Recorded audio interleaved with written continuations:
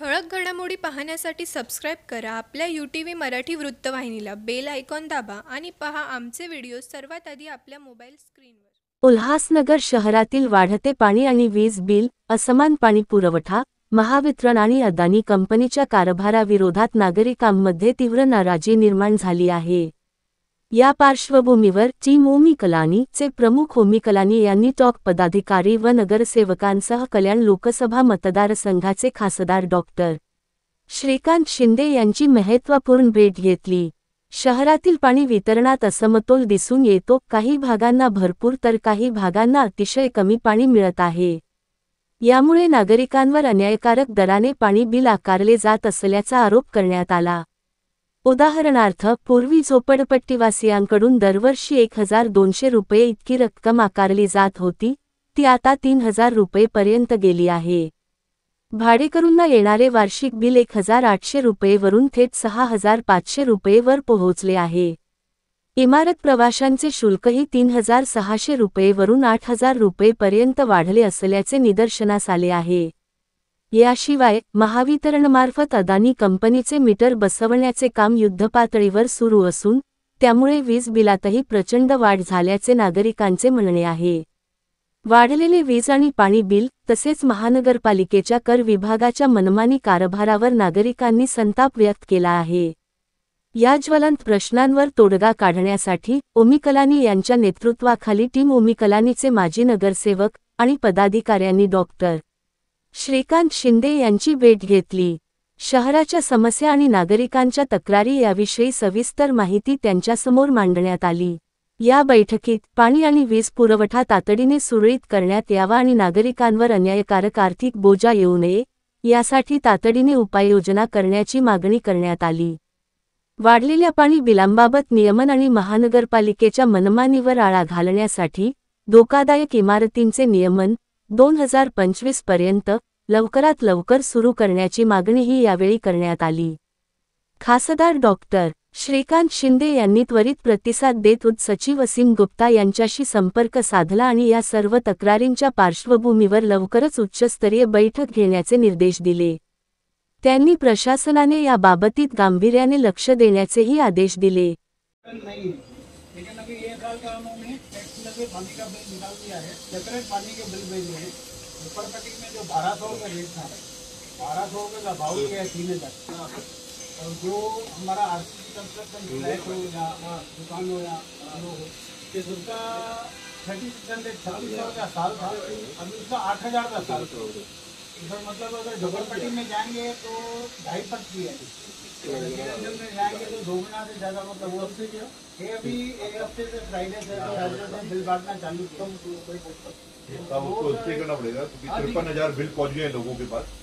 ये निवेदन निकला है 53,000 बिल लोगों के पास पहुंच गए और विशेष फ्लैट धारकों को और बंगलों वालों को पहुंचे. झोपड़पट्टी वालों को अभी मंडे से चालू हो जाएगा.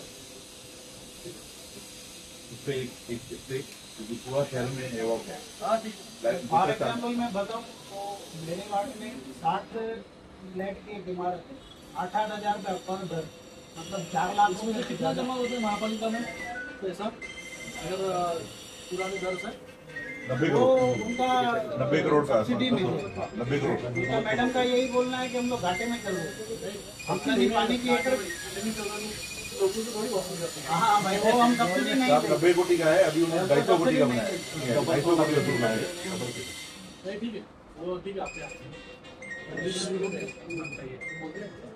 कोई प्रॉब्लम नहीं आएगा. एक टैक्स के विषय में कैसा न्यू असेसमेंट का अभी जो भी न्यू असेसमेंट करवा रहे हैं लास्ट 3 महीने से मतलब विधानसभा के बाद, तो उनको पिछले 6 साल का एडीएस एवरेज लगा के भेज रहे हैं. हाँ वो चालू किया है नया.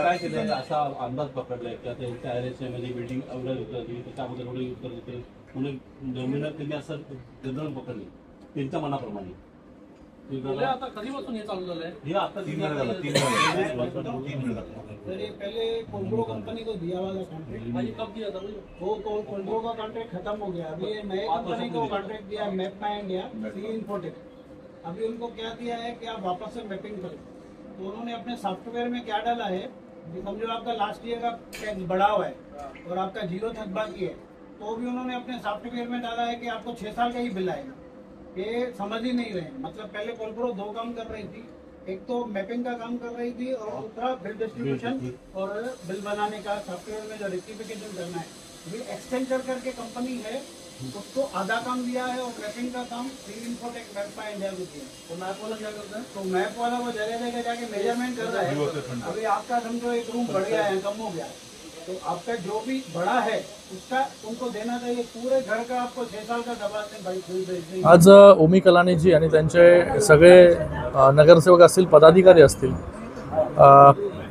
उल्हासनगर म्युनिसिपल कॉर्पोरेशनमध्ये जे पाण्याचा बिल आणि त्याचबरोबर टॅक्स हा जो वाढवलेला आहे त्याचं निवेदन घेऊन आज हे सगळी मंडळी इथे आलेली आहेत की लोकांना त्याच्यातून कसा रिलीफ मिळेल आणि टॅक्सच्या बाबतीमध्ये देखील जो रेट्रोस्पेक्टिव्ह टॅक्स लावलेला आहे 6 वर्ष जुन्यापासून ॲव्हरेज काढून, तसं न करता फक्त नवीन बांधकाम जे जास्त ॲडिशनल होईल त्याला ज्यावरतीच टॅक्स ॲड करून ग्राहकांना देण्याचं काम करण्यात यावं असं निवेदन त्यांनी केलेलं आहे. आणि त्याचबरोबर पाण्यासाठी स्वतःचं ओन सोर्स की त्याच्यावरती आपण आता काम करतो आहे, तर या सगळ्या गोष्टींना घेऊन बुधवारी युडीबरोबर युडीचे सेक्रेटरी जे आसिम गुप्ता आहेत यांच्याबरोबर एक बैठक लावायला सांगितलेली आहे. त्या बैठकीमध्ये या सगळ्या गोष्टींमधून रिलीफ कसा मिळेल याच्यासाठी नक्कीच 100% प्रयत्न त्या दिवशी होतील आणि महानगरपालिकेला युडीकडून तशा प्रकारच्या सूचना कशा जातील त्यासाठी उपमुख्यमंत्री आणि युडी मिनिस्टर एकनाथजी शिंदे साहेबांनाही या सगळ्या गोष्टीची कल्पना जी आहे ती मी देणार आहे आणि उल्हासनगरवासियांना लवकरात लवकर रिलीफ कसा मिळेल. त्याचबरोबर अजून एक विषय रेग्युलरायझेशनचा, जो रेग्युलरायझेशनचा विषय हा फक्त उल्हासनगर म्युनिसिपल कॉर्पोरेशनसाठी आपण करून घेतला जेव्हा शिंदेसाहेब मुख्यमंत्री होते.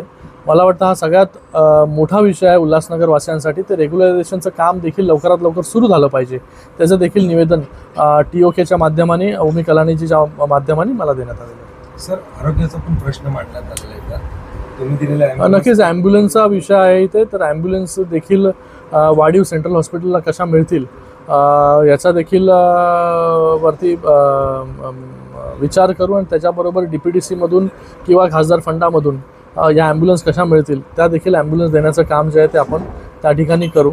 आणि लवकरात लवकर ESIC हॉस्पिटल जे आता बनवून जे आहे हे तयार झालेलं आहे त्याचं देखील लवकरात लवकर ते कसं सुरू होईल याच्यासाठी देखील प्रयत्न असेल. ते सुरू झाल्यानंतर मला वाटतं ते ESICचं हॉस्पिटल 100 बेडपेक्षा जास्त आहे. हे हॉस्पिटल जेव्हा सुरू होईल तर मोठ्या प्रमाणामध्ये कामगार वर्गाला देखील एक मोठा दिलासा या ठिकाणी मिळेल. ठळक घडामोडी पाहण्यासाठी सबस्क्राईब करा आपल्या UTV मराठी वृत्तवाहिनीला. बेल आयकॉन दाबा आणि पहा आमचे व्हिडिओ सर्वात आधी आपल्या मोबाईल स्क्रीनवर.